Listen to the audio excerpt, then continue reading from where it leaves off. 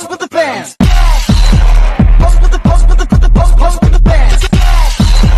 Pose with the pose with the pose with the bands. Bands. Pose with the bands.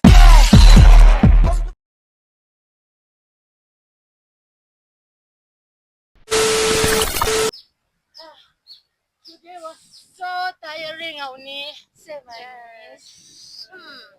Guys, what if this weekend we all go to shopping? That sounds great, but Yeah. is it window shopping? Yeah, exactly.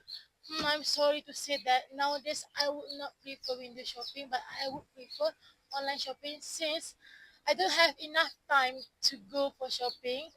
Since a lot of assignment and tasks that I need to complete there. Yes, I got you, Anis, because I think in online shopping we can get a lower price. Sure, but I think I more prefer window shopping than online shopping because with window shopping we can see the product that we want to buy, physical and also face to face, right?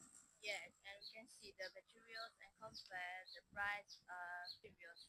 Yeah, since everyone has their own opinion toward these types of shopping, so yeah, it has their own advantages and disadvantages.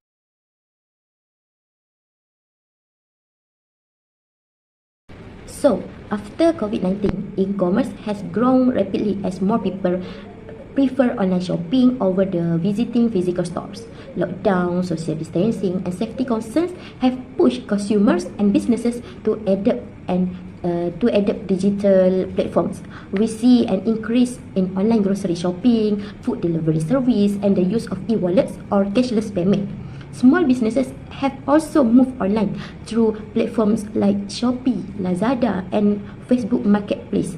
E-commerce is now have seen as a necessity rather than an option, and competition among online sellers has become stronger. Consumers expect fast delivery, better customer service, and more secure payment methods. So, why we choose this issue? We choose this issue because it is very relevant and impactful in today's world. E-commerce plays a big role in helping businesses survive and grow after the pandemic. It also changes how people work, shop, and interact. Understanding e-commerce after COVID-19 helps us improve and prepare more for the future economy, especially in the terms of digitalization and technology. Besides, it highlights the importance of adapting to changes and embracing innovation to stay competitive. Okay, next, evidence or trend of e-commercial issues. Okay, this chart shows the total value of e-commercial transaction in Malaysia, in billion ringgits. Okay, from 2017 to 2026, along with the annual growth rate percent for each year. Okay, the data proper it shows that represent e-commercial value. The light blue line bar represent the year-on-year growth rate in percentage. Year mark with F are forecasting value and E is estimate. Sorry. There have a 3K inside. First of all, consistent growth e-commercial value, which is from 2017 to 2026. Malaysia e-commercial market shows steady and strong growth. Then value rose from around 13 billion ringgit in 2017 to project over 17 billion by 2026. Okay, next, fluctuating growth rate. The growth rate peaked in 2017, then dropped significantly until 2020.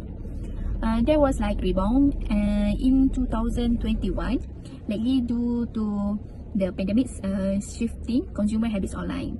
From 2022 onward, the growth rate stabilized but continues to decline slightly, indicating slower but steady expansion. Okay, for the last part, is impact of COVID-19, which is in 2020 to 2021. In 2020, growth rate hit its lowest point. despite e-commercial value still increasing. And in 2021, growth improved, suggesting increased reliance on online shopping during lockdowns. This means that Malaysia e-commercial sector is expanding rapidly, with total value expected to more than fivefold from 2017 to 2026. Okay, next is the shift toward online shopping in Malaysia is driven by several key factors. First, impact of the COVID-19 pandemics. The pandemic accelerated the shift toward online shopping as people sought safe and more convenient ways to buy essential from home. This because people must follow the SOP rules. Okay, next, convenience and variety. Online shopping allow people to browse and buy at any time, with access to wider range of product than in physical store. That's why many people like to buy in online shop more than in store, which is a shopping mall. Okay, lastly, secure and diverse payment method. Okay, the rise of the digital payment option like GrabPay and ShopeePay has increased consumer trust and made online transaction more accessible. Okay, so we can see that inside here. First of all, strong growth in e-commercial value. Okay, first, e-commercial value grew from around 13 billion ringgit in 2017 to a project 17 billion ringgit plus by 2026. This indicates a more than a fivefold increase in less than a decade. Okay, next is decline growth rates. Although the e-commercial market value keep increasing, the growth rate is gradually declining. Now, the highest growth occurred in the earlier years, and the rate has slow past post in 2021. By 2026, the growth rate is project the drop around 20 to 15%, reflecting a maturing market. Okay, next, several factors contribute to the observed decline in store retail in Malaysia. Okay, first, the cost living is increased. It's causing consumer to save and be more selective in spending. Okay, it means that as the cost of living rises, consumers are becoming more continuous with their spending. People now prioritize essential purchase and are more selective about where they spend their money. This leads to a reduction in physical retail purchase, as many consumers prefer to find a cheaper alternative online or delay shopping altogether. Okay, next, the increase in sales and service tax, which is SST. The increase SST from 6% to 8% has caused the price of goods and service to rise. Higher price make shoppers more sensitive to cost and push them to explore more affordable options online, where tax impact may be lower or offset by promotion, free shipping, or vouchers.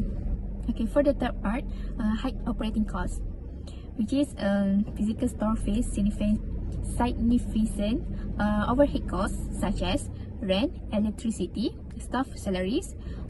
Okay, for the last part is the growing influence of e-commerce. E-commerce continues to grow because of its convenience and flexibility, which is fast delivery service, multiple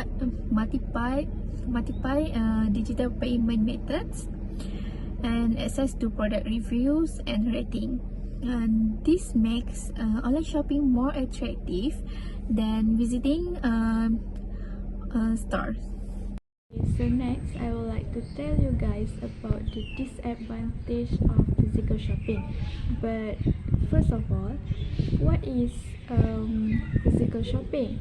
So, physical shopping is one of the traditional shopping concepts that require customers to visit the shop to do their shopping activities. So, this physical shopping has their own disadvantage, and the first one is limited availability. Usually, physical shop has a smaller storage of product compared to online shopping, which can offer the wide range product and also size to the customers. So the second one is time and effort. Usually, physical shop require their customer to come to the shop and buy their product.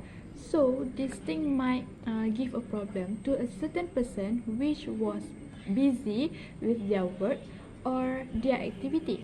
Right, so the next one is limited operating hour. Basically, for physical shop, they have their own limited operating hour, unlike the online shopping, who are available 24 hours for the customers. And beside that, for physical shopping, it also has a peak hour, which at that time, if we go to shopping, we have to wait for a long time to pay to choose the product. Yes, high cost and also lack of convenience. Nowadays, we can see if we buy online, we can compare the price of the same product from one shop to the from one shop to the other shop. But if we buy physical, we can compare it at all.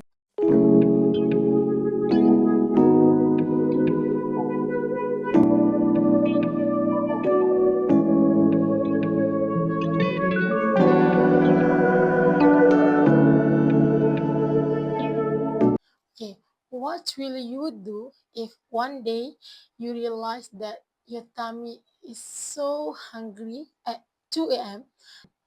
I'm very sure that most of the people will take their phone and make an order or online purchasing rather than start your car and went to the restaurant or shopping mall or supermarket to buy the groceries and food. So that is why today I want to talk about the advantages of online shopping, which is our lifesaver. Okay, first of all, let's talk about the convenience. Convenience means that you can go for shopping at any time, anywhere, even in a class, but not recommended. But I think you got me right. Okay, it means that you do not need to start your car, drive your car, or you do not need to dress up, and you just take your phone, start scrolling, click, pay, and wait for the parcel or for your products or for your purchasing goods to arrive at your home. Okay, secondly, the advantages is about we can do a research and we can see the product reviews. This is so useful, especially when you want to purchase something that expensive and something that exclusive. Okay, for example, we can see the review of the product, such as in the Shopee and TikTok application, so that we can purchase the right in the right shop and in the good quality of the product.